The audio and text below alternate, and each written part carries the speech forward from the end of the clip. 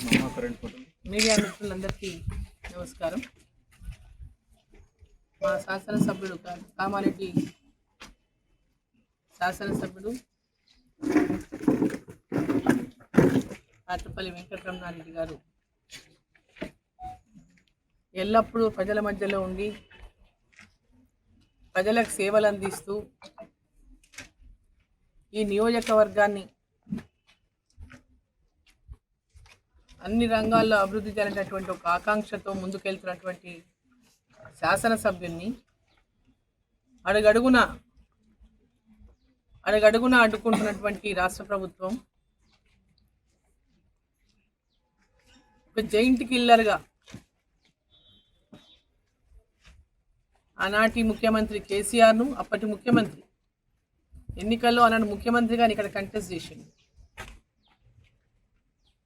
కాబోయే ముఖ్యమంత్రిగా ఆనాడు రేవంత్ రెడ్డి, ఈనాటి ముఖ్యమంత్రి, ఇద్దరిని కూడా ఇక్కడ ఓడించి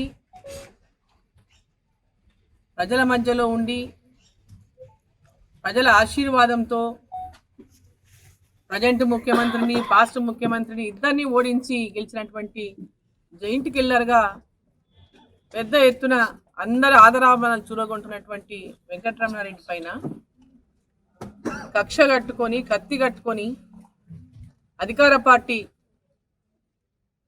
అనేక రకాలుగా ఇక్కడ ఆయనని అణిచివేసేటటువంటి ప్రయత్నం ఓపక్క చేస్తూ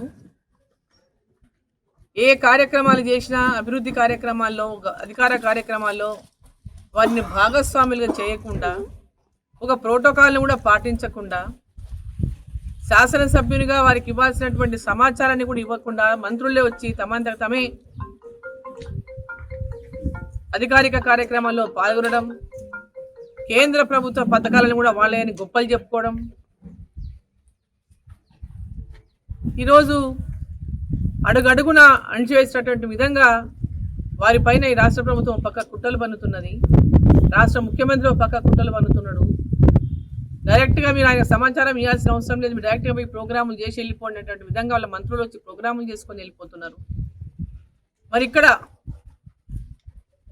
9 సార్లు పోటీ చేసి 7 సార్లు ఓడిపోయి 2 సార్లు మాత్రమే గెలిచినటువంటి నాయకుడు, కాంగ్రెస్ పార్టీ నాయకుడు షబ్బీర్ అలీ గారు ఇవాళ శాసనసభ్యుని పైన, ఇంటిపైన దాడికి పురమాయించి వారి ఇంటి మీదకే వారి కార్యకర్తలను పంపించి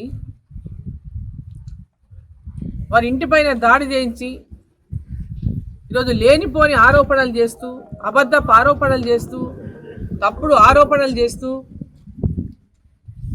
ఏదైతే ఒక మరక నేను వేయగలను అని కుతంత్రం మన్నుతున్నాడు. మరి ఏదైతే మా శాసనసభ్యుడు ఛాలెంజ్ చేసిండు, మీరు చెప్తున్నటువంటి వాస్తవాలు నిజమే కనుక ఉంటే రండి, కలెక్టరేట్కి రండి అని వాళ్ళ కలెక్టరేట్కి కూడా పోయి వచ్చిండు. అధికారం వాళ్ళదే కదా, ఇవాళ అధికారం వాళ్ళదే. ఇది ఎవరైతే ఆరోపణ చేస్తున్నాడో ఆ నాయకుడు అధికార పార్టీలో ఉన్నారు, అధికారం వాళ్ళదే ఉంది ఇవాళ. మరి వాళ్ళు ఎందుకు నిరూపించడానికి ముందుకు రానికి భయపడుతున్నారు? ఆరోపణ చేసినప్పుడు దాంట్లో వాస్తవం ఉంటే కదా, అబద్ధాలు మాట్లాడి ఏదో బట్టగాల్చి మీదేస్తే అయిపోతుంది. అక్కడ ఏదైనా చేయొచ్చు, మేము అధికారం ఉంది కాబట్టి మేము ఏమైనా మాట్లాడవచ్చు, ఎన్ని అబద్ధాలైనా చెప్పొచ్చు. ఏ రకంగానైనా ఒక వ్యక్తికి అంటే ఒక నీతివంతమైనటువంటి రాజకీయాలను ఇవాళ నడిపిస్తూ నీతివంతమైన రాజకీయాలను ఉండాలి భవిష్యత్తులో అనేటువంటి ఒక ఆకాంక్షతో ఒకరు స్ఫూర్తిగా తీసుకోవాల్సింది పోయి